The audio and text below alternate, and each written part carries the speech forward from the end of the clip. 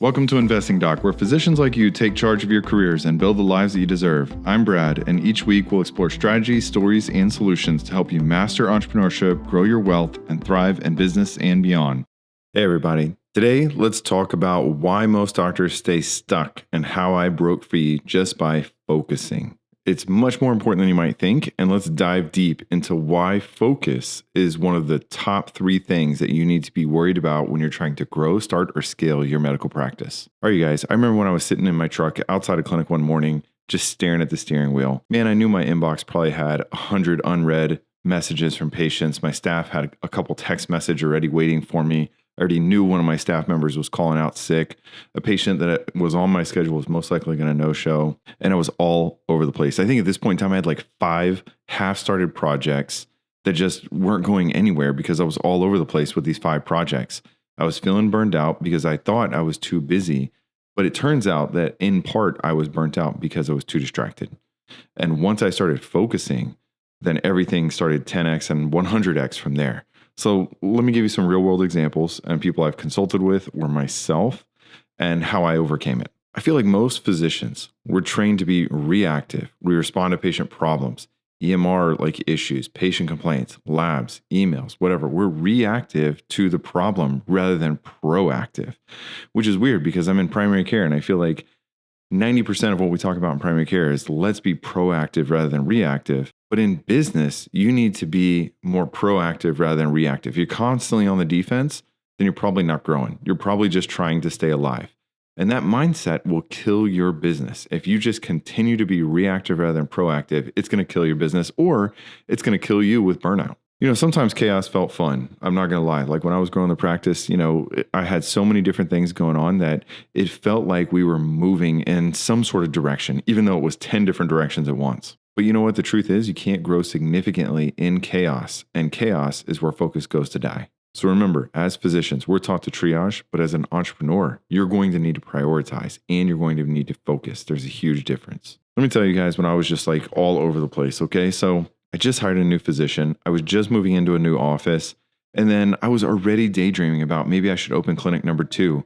So then I was starting to think about hire these other individuals so that I could go down clinic number 2. I was thinking of adding on cash pay services. I was going to go down the aesthetics route. I was thinking about taking Botox and filler injections. Then I was also thinking of doing IV vitamin infusions and other things to make some extra cash on the side. I started doing these executive wellnesses. And then I was even thinking of teaming up with a bunch of other doctors to form like a super organization to argue for better insurance rates. Oh my God. Is your head spinning? I mean, mine was spinning. I got nothing done because I was not focused. Those things are exciting. All right. And all those things can happen, but you have to prioritize. I had to prioritize. And I like to say okay, maybe forming the super group, that might be step 200. Where am I at now? Maybe I'm on step 5. All right. I need to plan in 10-step increments. How the hell am I going to get to that endpoint? And at the end of the day, when I had all these things going on, I was just super exhausted. I would come home just feeling like, oh my God, there was so much that got done today. And I would just come home totally worn out. But the truth is that I was mentally worn out because I was pulled in 50 different directions. I didn't actually get a lot done. Not to mention, I was also my own web support, tech support. I was the owner. I was doing all the payroll. I still am the owner, but I was doing all the payroll as well. I mean, I was trying to wear 50 different hats and nothing got done well. Okay. So the consequences of that are staff frustration, patient had miscommunications, missed opportunities, or I was starting to burn out. So then I had to switch my mind. I said, okay, instead of doing everything, maybe I'm going to focus on doing everything right and just absolute focus. I zoom in and obsess over things and then zoom out and observe. Okay. So I zoomed out, I observed what the hell's going on? What do I need? Where's my 200-step plan? And where am I at? Maybe I'm on step 3. Okay, let's focus on getting to step 10. Then let's get to 20. So I'm only going to focus on step 3 to step 10. So what did that mean for me? Well, that meant I'm going to learn how to market. I'm going to get the doctor that joined me busy. I'm going to start outgrowing this clinic number 1 that we had of 3,100 square feet or so. I'm going to get to the point where we're basically bursting at the seams before I get to clinic number 2. I'm going to have a lot of money in the bank so that way I don't have to worry about a runway once I get that clinic number 2 up and run. And then on the way to work, every single day, I would ask myself, what's the one thing I can do today and this week that will make my goal be more achievable? I'm going to move from maybe step 3 to step 4. And what is something that's unnecessary on my schedule that I just got to get rid of it? A lot of times this became me just like throwing stuff off my schedule, these like favors that I needed to do for someone else or another person or someone that just wanted to chat for a couple of hours, or these drug reps that want to come in and take an hour of your time. You got to be like, look, man, I got 5 minutes. No disrespect. I got a lot going on. I can't sit here and spend an hour with you, because then that's an hour I'm not spending with my family. That's an hour I'm not moving towards my goal of getting to step 10. So I started thinking, does this reduce the hours that I'm working? Does this simplify my business? Does this grow my revenue? Does this move me towards the next 10 steps that I have in front of me of growing my practice? Steve Jobs had the famous quote, focus is saying no to good ideas so that you can say yes to great ones. And what I would like to change that up a little bit is focus is saying not right now to good ideas so that you can say yes right now to great ones. You can put that on the back burner of saying, okay, that'll be maybe 2 years in the future. It's a great idea for then, but it's not a great idea for right now. For example, for us, there's so much money that RPM and CCM, chronic care management, can bring into your practice if you're primary care, outpatient medicine, or hell, if you're even cardiology, GI, urology. A lot of these other places are doing it now. But the problem is do you have the staff set up so that you can do RPM and CCM? You don't want another burden. You want a well-oiled machine, and you want to bring it on when it makes sense for you. Maybe you need to fill up your schedule first. Maybe you need to optimize your own efficiency so that you're actually collecting copays and you're getting more than 90% of what money that's owed to you. Maybe you need to clean up your AR first, your accounts receivable first. All these things sound lovely on paper, but focus is saying not right now to good ideas so that you can say, hell yeah, right now to great ones, okay? And that's the hardest part, because I think as an entrepreneur, I think I and many of you guys are probably filled with just dozens or hundreds of great ideas per week of like, oh my God, wouldn't it be amazing if we could do this, X, Y, or Z? Yeah, it could. But you know what? Is it in my plan? Is it in my plan that's going to get me to my ultimate goal? And you need to draw out a business plan. Where is your business plan 5 years from now? You need to think about divesting in the future. What is your plan 10 years in the future, 5 years in the future? If you ever wanted to sell this, God forbid you got cancer or something like that and you wanted to sell it, or maybe your mother-in-law gets sick and you have to move out of state. What is your plan going to be like to give this and sell it to someone else so that you're not just giving it away to someone else for hundreds of dollars? That doesn't make any sense, and that's not going to make you any money. All right, so what do I like to do? I like to try to focus on one task for the day. What is my one goal? Set the bar super low, and I usually try to get that done before lunchtime. I'm not worth a damn in the afternoon. So every day, I try to focus on what's the one thing I really need to get done today.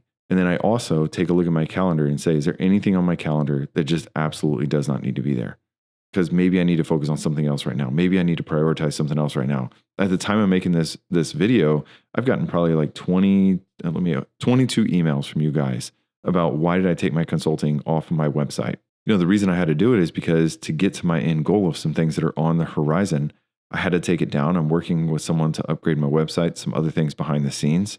And I needed time away from doing consulting meetings for a few weeks so that I can focus on my team of growing those things. And yes, I'm losing out on opportunity and money and all these other things by doing it, but I do believe in the end goal is going to get me to a much greater scenario down the road. You need to know yourself. For me, I know I'm not worth a damn after like 12 or 1 in the afternoon, meaning that my super high level things, they need to happen in the morning. Usually between like 8 and 11 a.m. is where I'm just like at my peak in terms of mental concentration. You got to kill the noise. I mean, I usually turn my phone notifications off. I try to turn my like Teams, Microsoft Teams, I try to turn those pings off. And I try to block any social media while I'm doing this. Otherwise it's just too easy to get sucked into all kinds of social media things online about stuff that is just not moving me towards my end goal. I think a part of me looks online and I'm constantly seeing other people who are just tweeting all day long as entrepreneurs. Good for them if they're at a point in their career where they can financially have that kind of time, but I'm still in the grind it phase.